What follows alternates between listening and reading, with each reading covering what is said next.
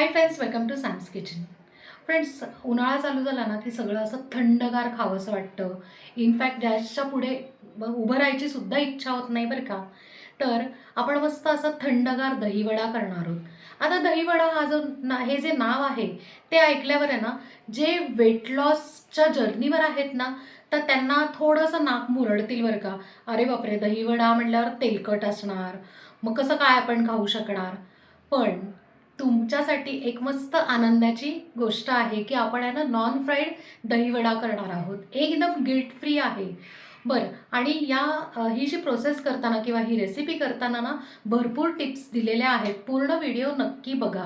आणि ज्या वेळेला आपण नॉन फ्राईड करतो तर आपण मग काय पद्धत वापरलेली आहे की त्याच्यासाठी आपल्याला एकही थेंब तेल नाही लागले. 3, 2, 1. नॉन फ्राईड दहीवड्यासाठी आपल्याला डाळी भिजवून घ्यायच्या आहे. त्यासाठी मी एक मोठा बाऊल घेतला आहे आणि कुठलंही तुम्ही प्रमाणानं एकसारखं घेऊ शकता. आता मी एक प्रकारचा ना हा बाऊल घेतलेला आहे. तेवढं एक बाऊल आपण आहे ना उडीद डाळ घेतली आहे. तेवढंच एक बाऊल आपण आहे ना मुगाची डाळ घेतली आहे. आता या ज्या दोन्ही डाळी आहेत ना स्वच्छ 2 ते 3 पाण्याने आपण धुवून घेऊया. डाळी आपण स्वच्छ धुवून घेतलेल्या आहे. आता ह्याच्यात ना आपण आहे ना बुडेल इतपत आहे ना गरम पाणी घालायचं आहे. आता डाळी बुडतील एवढं आहे ना ह्याच्यावरती आपण आहे ना पाणी घातलेलं आहे. आता आहे ना गरम पाणी घालण्याचं विशेष कारण म्हणजे काय माहिती आहे, कमी वेळात म्हणजे 1 तासात डाळी आपल्या पूर्ण 100% भिजतात.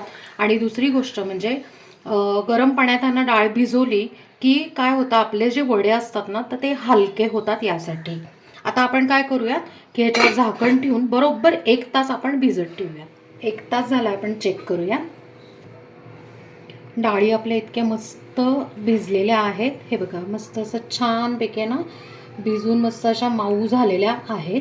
आता आपण काय करूयात की ह्यातलं पाणी सगळं काढूयात आणि मिक्सरमध्ये ट्रान्सफर करूयात. मिक्सरमध्ये डाळ काढून घेतली ना की त्यात ना आल्याचा मोठा तुकडा, त्याचे बारीक तुकडे केलेले आहेत. आलं जरा थोडं जास्त प्रमाणात घालायचं. 2 ते 3 हिरव्या मिरच्या. आता आपण हे ना छान बारीक वाटून घेऊया. डाळ आपण इतकी छान बारीक करून घेतली आहे बघा, इतकी मस्त फाईन पेस्ट. आता उरलेली डाळ सुद्धा आहे ना अशीच बारीक करून बाउलमध्ये काढूया. सगळी डाळ आपण ना बारीक वाटून घेतली. त्यात आता पाव चमचा हिंग, चवीप्रमाणे मीठ. आता हे मिश्रण आहे ना आपल्याला छान आहे ना फेटून घ्यायचं. एकतर तुम्ही आहे ना ही पद्धत वापरू शकता किंवा हे जे इन्स्ट्रुमेंट आहे विस्क हे वापरायचं आणि छानपैकी आहे ना चांगलं 4 ते 5 मिनटं असं मस्त फेटून घ्यायचं. म्हणजे काय होतं की आपले जे वड्याचं पीठ आहे एकदम हलकं फुलकं होतं. अजून एक पद्धत आहे, जर तुमच्याकडे हँड ब्लेंडर असेल ना तर आपण आहे ना ही जी प्लेट लावतो, मी तुम्हाला काढून दाखवते. ब्लेंडरला अशी जी आहे ना एक छोटी प्लेट असते, त्याने आपण ताक घुसळतो किंवा लोणी काढण्यासाठी बरं पडतं ना, तर आपण ही प्लेट आहे ना या हँड ब्लेंडरला लावून घेणार आहोत. तर ह्यानी सुद्धा आहे ना असं फेटून घेऊ शकता. ह्यानी अजून आहे ना काम तुमचं इझी होईल. 1-2 मिनटं आपण आहे ना हँड ब्लेंडरनी छान फेटून घेतलं. आता ह्याचं आपण पीठ काढून घेऊया. आपण आता हे जे वडे आहेत ना दहीवड्यातले वडे, तर ते आपण तळणार नाहीये. तर इथे इडलीचं पात्र घेतलंय. बरोबर 1 बोट आहे ना मी तूप लावलेलं आहे त्याला. आपण ना तुपाने सगळीकडे आहे ना ग्रीस करून घेऊ, म्हणजे काय होतं की ते वडे अजिबात चिटकत नाहीत. इथे आपण एका वाटीत ना प्यायचं पाणी घेतलेलं आहे. त्यात ना असा हात बुडवायचा आणि पूर्ण हात ओला केला की हे जे पीठ आहे तर ह्याचे असे वडे करून घ्यायचे हलक्या हाताने. फार हे करायचं नाही, नाहीतर मग चिटकून राहतात. आता हा जो वडा आहे ना आपण तयार केला आहे, छोटासा करायचा, फारही मोठा नाही. तो ह्याच्यावर ठेवायचा. असं सगळं आहे ना इडली पात्रात सगळे वडे करून घेऊया. एका इडलीच्या प्लेटमध्ये आपण करून ठेवला. आता दुसरी पण तयार करून घेऊ. आणि मीनवाईल आपण आहे ना इडलीच्या कुकर जो आहे त्याच्यात पाणी टाकून आपण गरम करायला ठेवलेलं आहे. कुकरमध्ये पाणी इतकं मस्त गरम झालं आहे, आपण चेक करूया.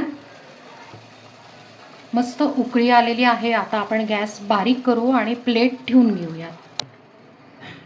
2 प्लेट आपण इथे ठेवून घेतलेल्या आहेत. आता आपण काय करूया की झाकण ठेवायचं आणि अराउंड एक 12 ते 15 मिनटं मीडियम गॅसवर आपण याला छान वाफवून घेऊयात. इथे आपण आहे ना ज्या बाऊलने आहे ना डाळ घेतली होती ना तेवढे 3 ते 3.5 बाऊल आपण आहे ना इकडे दही घेतलेले आहे. दही किती आंबट आहे ना त्या पद्धतीने साखर घालायची. आता मी इथे 1 ते 1.5 चमचा साखर घालत आहे. चवीप्रमाणे मीठ. थोडंसं आपण दूध घालणार. दुधाने काय होतं माहिती आहे का की चव पण येते आणि ना ह्याच्यातला जो आंबटपणा जो आहे तो बॅलन्स पण होतो.